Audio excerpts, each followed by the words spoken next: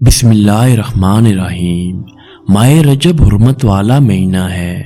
اس مہینے میں جدال و قتال نہیں ہوتے تھے، اس لیے اسے الاسم رجب کہتے تھے کہ اس میں ہتھیاروں کی آوازیں نہیں سنی جاتی۔ ماہ رجب کو اسلام کے ظہور سے بھی پہلے حرمت والے مہینے کا درجہ حاصل ہے اور اس مہینے میں جنگیں رک جایا کرتی تھی۔ رسول اللہ صلی اللہ علیہ وسلم نے ارشاد فرمایا کہ رجب اللہ تعالیٰ کا مہینہ ہے، شعبان میرا مہینہ، یعنی مہینہ معراج النبی صلی اللہ علیہ وسلم کا بھی مہینہ ہے۔ اسی ماہ کی 27 تاریخ کو اللہ تعالیٰ نے ہمارے نبی صلی اللہ علیہ وسلم کو آسمانوں کی سیر کرائی اور ملاقات کا شرف بخشا۔ یہ واقعہ ہجرت سے 5 سال قبل پیش آیا۔ سرور کائنات رحمت للعالمین صلی اللہ علیہ وسلم کے اعلان نبوت کا 12واں سال مصائب و مشکلات سے گھرا تھا کہ اللہ تعالیٰ نے اپنے محبوب سے ملاقات کا اہتمام فرمایا۔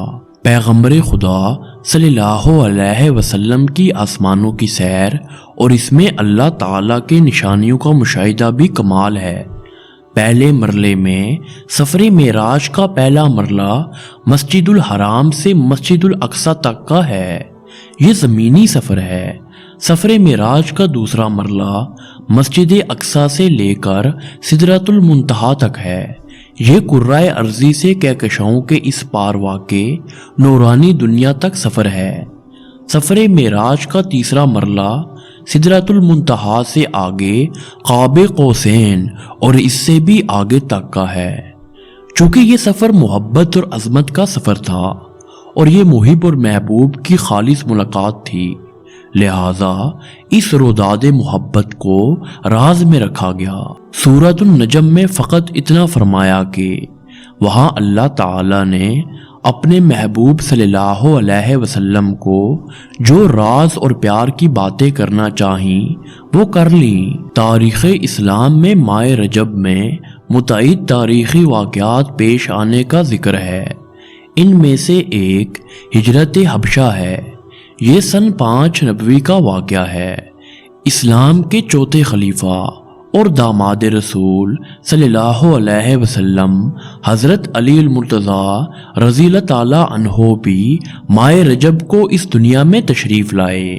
حبشہ کے مسلمان بادشاہ نجاشی کا انتقال 9 ہجری ماہ رجب میں ہوا اور رسول اللہ صلی اللہ علیہ وسلم نے از خود اطلاع پا کر اپنے صحابہ کی معیت میں اس کی غیبانہ نماز جنازہ ادا فرمائی۔ دمشق کی تاریخی فتح 14 ہجری 635 عیسوی میں ماہ رجب بھی میں ہوئی۔ حضرت خالد بن ولید رضی اللہ تعالیٰ عنہ اور حضرت ابو عبیدہ بن جراح رضی اللہ تعالیٰ عنہ جو ربیع الثانی 14 ہجری سے دمشق کا محاصرہ کیے ہوئے تھے، ماہ رجب ہی میں فتح یاب ہوئے اور اہل دمشق نے صلح کی درخواست کی جو منظور کر لی گئی۔ سلطان صلاح الدین ایوبی نے 1487 میں رجب ہی کے مہینے میں فتح بیت المقدس کے بعد مسلمانوں کے ہمراہ مسجد اقصی میں فاتحانہ داخل ہو کر عاجزانہ سجدہ شکر ادا کرنے کا شرف حاصل کیا۔ اے اللہ، ہمارے لیے رجب میں برکت عطا فرما، آمین۔